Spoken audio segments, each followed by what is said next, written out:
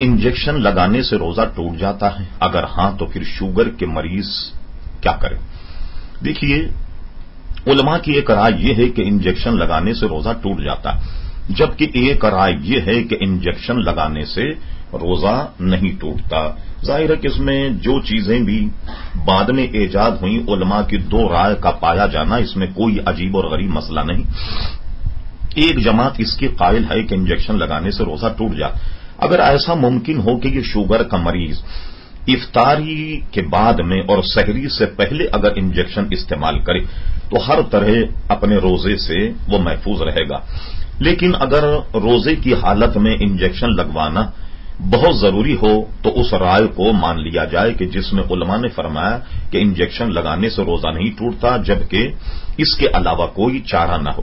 پھر آپ نے یہ بھی پوچھا کہ کیا روزے کی حالت میں خون ٹیسٹ کرایا جا سکتا؟